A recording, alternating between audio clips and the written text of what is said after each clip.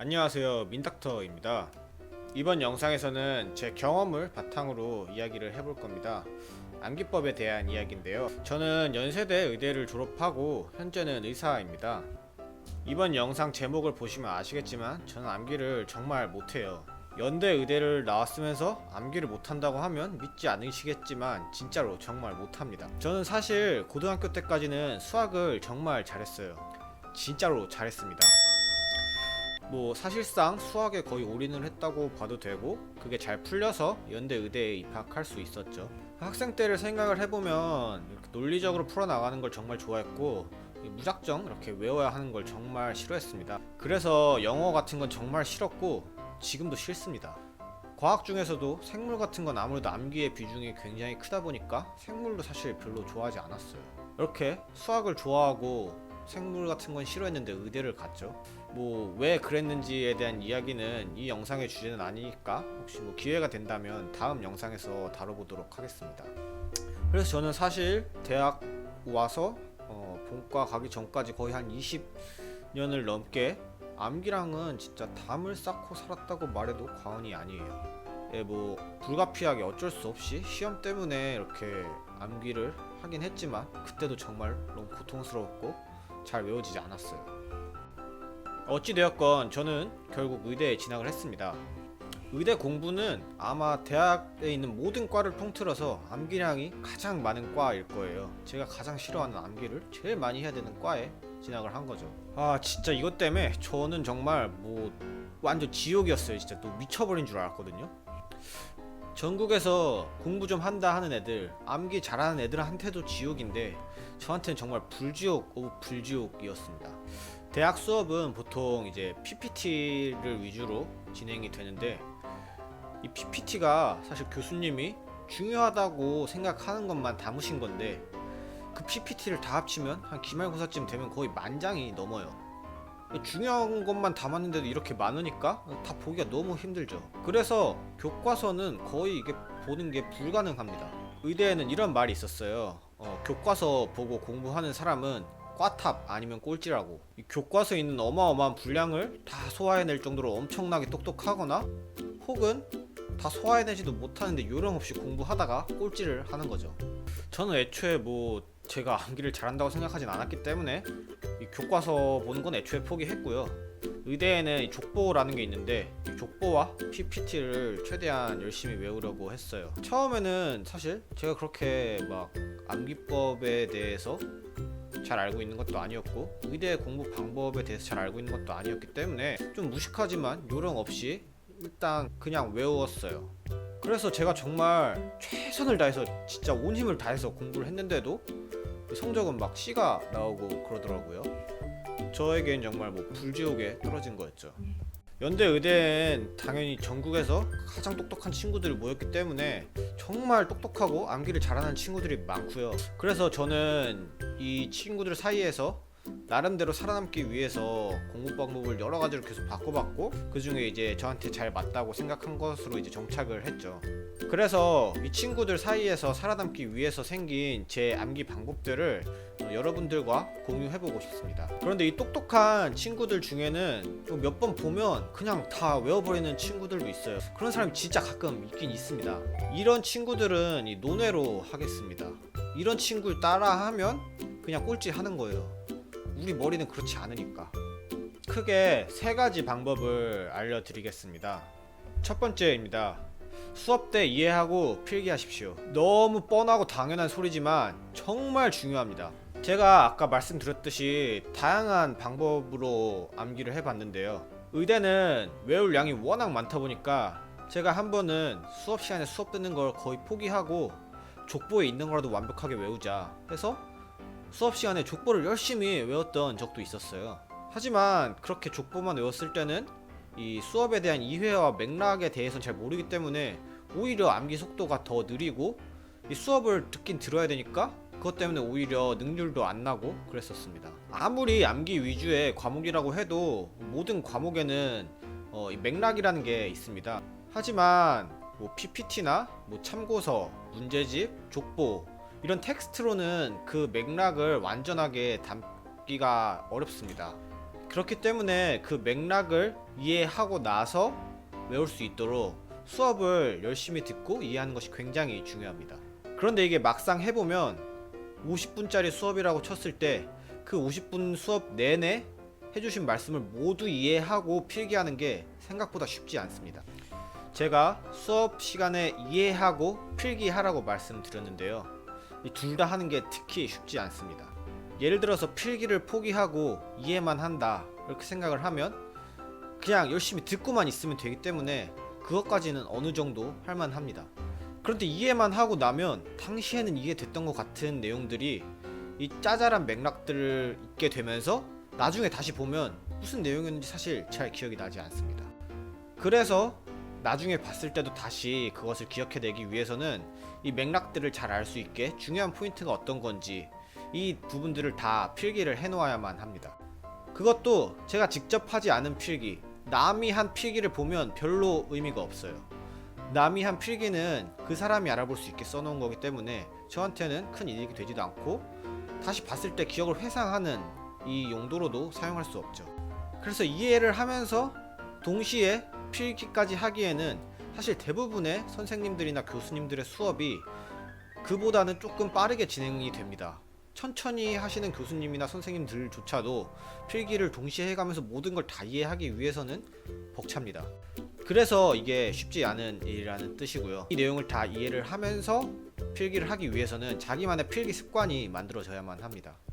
빨리빨리 필기할 수 있게 여러가지 자기만의 단축어를 만든다든지 중요한 건 어떻게 체크할 건지 이런 걸 하면서 만들어 가는 거죠. 그래서 이런 필기는 평소에 혼자서 자습할 때의 필기와는 조금 다르게 빨리빨리 할 수 있는 습관을 들여야 합니다.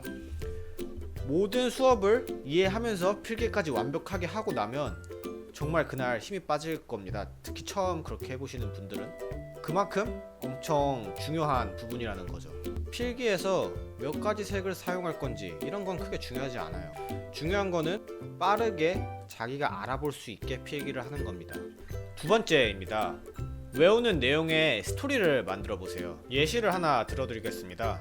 이게 제가 옛날에 과학 시간에 배웠던 광물에 대한 내용이었는데요. 이게 중학교 때 내용이었으니까 거의 지금은 아마 10년도 넘었습니다. 제가 이렇게 여기 써놨는데 그때 특성을 이걸 다 외웠어야 했는데 좋은 색, 쪼개짐, 결정, 굳기, 염산과의 반응, 자성, 식 뭐 이런 거를 그냥 외우려고 그러면 사실 진짜 안 외워져요. 그래서 그때 과학 선생님이 이걸 어떻게 스토리를 만들어 주셨냐면 그 삼국지에 나오는 조조 있잖아요. 그걸 그 조조를 이용해서 조조, 결굿, 염색을 했군, 짜식 이렇게 외우라고 하셨거든요. 10년이 지났는데 아직도 기억이 나요. 그냥 외웠으면 사실 절대 기억을 못했을 텐데 이렇게 외우니까 기억이 나더라고요. 사실 뭐 말이 안 되는 문장이죠. 조조가 결국 염색을 했군 짜식이라니 뭐 별로 사실 광물과 상관도 없는 스토리예요. 그런데 이 사람 머리는 스토리를 훨씬 더 잘 기억하게 설계가 되어 있어요. 그래서 그냥 나열된 연관 없는 것들을 외우는 것보다 이런 것들이 훨씬 기억이 잘 납니다. 그 스토리가 이 제가 외워야 할 특성과 관련이 있는 스토리라면 더욱 기억에 남기기 좋고요. 그렇게 창의성을 발휘하기 이제 힘들다 하면 별로 상관없는 스토리를 하더라도 스토리를 만들면 훨씬 더 기억에 잘 남습니다. 즉 관련이 있는 스토리를 만들수록 연상하기 쉬워지고 탄탄한 스토리를 잘 만들수록 장기 기억으로 가기 쉬운데 이것도 만들다 보면 겹치고 막 힘들어요. 그러니까 그렇게 노력하지 마시고 어쨌건 스토리를 만들어 보려고 노력을 하면 훨씬 기억이 더 잘 남는다는 걸 알고 계시면 되겠습니다. 세 번째입니다. 남에게 설명하듯이 써보거나 말해보세요. 더 좋은 건 말할 상대가 있으면 진짜로 설명을 해보는 게 가장 좋습니다. 이렇게 남들에게 설명을 하기 위해서는 제가 외운 것, 알고 있는 지식을 제 말로 재구성하는 과정이 필요합니다. 그러면서 제 기억에 제대로 저장되어 있는지 인출하는 연습을 할 수 있고 재구성을 하면서 그게 다시 한번 기억으로 각인 됩니다. 만약에 외운 것 같은데 제대로 설명이 안 된다 하면 이건 사실 제대로 외우지 않았거나 그 지식을 정확하게 모르고 있는 것입니다. 이렇게 세 가지 암기 방법을 말씀을 드렸는데요. 여기에 더해서 시험을 쳐야 할 때 필요한 태도 세 가지 정도를 더 말씀을 드리고 싶어요. 첫 번째로는 엉덩이가 무거워야 합니다. 여담이지만 제가 예전에 항공서비스 학과 관련 유튜브를 본 적이 있는데요. 그 과에서는 엉덩이가 가벼워야 한다 이런 말이 있다고 합니다. 그 의미는 아무래도 서비스 관련 직종이기 때문에 누군가 뭐 손님이라든지 뭐 윗사람 이런 사람들을 봤을 때 바로바로 일어나서 인사하는 습관 뭐 그런 데서 유래를 해서 엉덩이가 가벼워야 한다는 말이 있다고 합니다. 뭐 사실 제가 하려는 말이 별로 상관없는 내용이긴 하지만 말이 정반대로 저희 과에서는 엉덩이가 무거워야 한다는 말을 정말 많이 합니다. 저희 과에서 동기 중에 성적이 정말 최상위권이었던 동기가 있었는데요. 그 동기는 정말 암기를 정말 잘했어요. 그리고 그걸 본인 스스로도 알아요. 정말 잘 외운다는 걸. 이 동기가 외우는 거 보면 정말 다 알아. 미쳤어요. 정말. 제가 제일 앞에 동영상에서 말했던 한 번 보면 다 외우는 사람, 그런 사람이 아닌가 싶어요. 그런데 문제는 그런 동기도 자습실 가면 완전 망부석입니다. 그냥 자습실 가면 항상 앉아서 공부를 하고 있습니다. 저보다 암기도 잘하는데 그렇게 망부석처럼 앉아서 공부만 하니 제가 이게 방법이 없죠. 최소한 그럼 저도 그 정도 노력은 해야 어느 정도 따라갈 수 있겠죠. 두 번째로는 취사 선택을 할 줄 알아야 합니다. 가끔 보다 보면 PPT 앞쪽 혹은 참고서나 문제집의 앞쪽만 새까맣고 뒤쪽은 새하얀 분들 많으시죠. 이게 모든 걸 다 하려고 하다 보면 결국 뒤는 흐지부지 되는 경우가 많아요. 특히 열심히 하시는데 잘 안 되시는 분들, 그런 분들 중에 이런 분들이 많은데요. 사람이 뭔가를 얻으려고 하는 욕구보다 뭔가를 잃지 않기를 원하는 욕구가 크다고 해요. 이것도 뭐 비슷한 개념인 것 같은데 뭔가 그냥 안 보고 대충 보고 넘어가기가 좀 불안합니다. 하지만 시간은 제한돼 있고 양은 굉장히 많은 경우에는 그 중에 중요한 걸 꼭 골라서 외우는 습관을 들이셔야 합니다. 그래서 앞에서 말씀드렸듯이 수업을 열심히 듣고 무엇이 중요한 내용인지 잘 필기를 해놓는 게 중요하겠죠. 물론 양이 그렇게 많지 않다. 그러면 다 외워야 합니다. 왜냐면 제 친구들도 다 외울 거기 때문이죠. 그래서 사실 저희 학교에는 족보 시스템이라는 것이 있습니다. 이 모두가 다 같이 필기하기 너무 힘드니까 각자 수업을 맡는 겁니다. 한 명당 한 2개 혹은 3개의 수업을 맡게 되는데 총 동기가 130명이니까 그러면 총 뭐 한 300시간 정도의 수업을 나눠서 맡을 수 있게 되죠. 그래서 자기가 맡은 수업을 최대한 열심히 듣고 최대한 열심히 필기를 해서 무엇이 중요한 내용이었는지 요약을 해서 족보로 구성을 하는 겁니다. 그래서 중요한 내용에는 족보에 왕이라고 크게 쓰여 있고 진짜 중요한 내용은 대왕 이렇게 써놓습니다. 뭐 잡소리였고, 그렇기 때문에 내가 하루 동안 공부할 수 있는 분량이 어느 정도인지 파악하는 일이 필요합니다.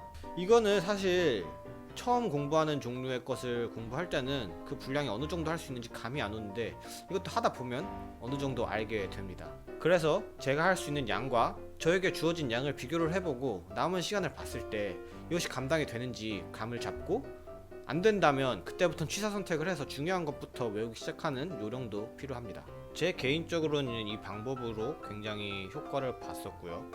사실 제가 말씀드린 방법이 꼭 맞는 건 아니에요. 제가 경험한 거고 이제 그 경험을 바탕으로 말씀을 드린 겁니다.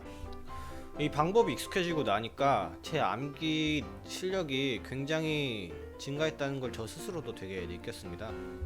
제가 예과 때 다른 과 과목의 수업을 들었을 때는 사실 성적이 그냥 평범했어요. 그러고 나서 본과에 진학해서 이제 암기량이 너무 많다 보니까 나름대로 저만의 노력을 해서 암기 실력을 최대한 늘렸죠. 그리고 이제 본과 3학년이 끝나고 나서 제 개인적인 이유로 1년 정도 다시 다른 과 과목의 수업을 들을 일이 있었습니다. 뭐 이 정확한 내용은 또 다른 영상에서 소개할 것 같은데요.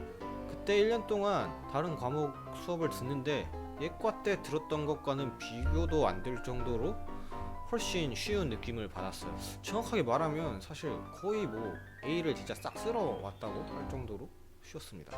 아직은 제 채널이 별로 크지를 못해서 이 영상을 보고 계신 분들이 사실 대부분 제 지인분들일 거예요. 제 지인분들이면 대체로 이미 직장인들이고, 그래서 사실 이 영상이 큰 도움이 되진 않았을 거예요. 그래도 몇 안 되는 제 지인이 아닌 분들은 공부법을 보고 싶으셔서 들어오신 분들도 있을 텐데요. 각자 자기가 원하시는 목표가 있을 거예요. 뭐 그것이 성적 향상일 수도 있고 뭐 시험 통과일 수도 있고요. 그 중에 잘 안 되는 분들의 경우에는 제 생각에는 재능이 특별히 모자라기보다는 방법을 잘 모르는 경우가 많다고 생각을 합니다. 물론 세상에는 천부적인 재능을 타고났고 심지어 노력까지 열심히 하시는 분들도 있어요. 저는 공부 쪽에서는 그런 친구들을 많이 봤고 솔직히 말해서 그런 친구들을 이기는 건 정말 어렵습니다. 저한테 어디서든 1등하는 방법을 알려달라고 하면 사실 저는 그건 잘 몰라요. 어느 분야든 완전히 1등을 하는 건 신의 축복이라고 생각을 합니다. 하지만 꼭 1등을 할 필요는 없잖아요. 그냥 어느 정도 기준만 넘으면 된다고 생각을 해요. 그리고 그 정도는 방법을 잘 알고 노력을 계속 한다면 이룰 수 있다고 생각을 합니다.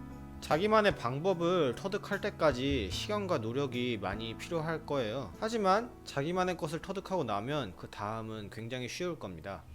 제가 제일 이루고 싶은 건 현재 유튜브 채널을 성장시키는 일인데요. 저는 사실 이 분야를 완전히 처음 해보기 때문에 어떻게 해야 할지 잘 모르겠습니다.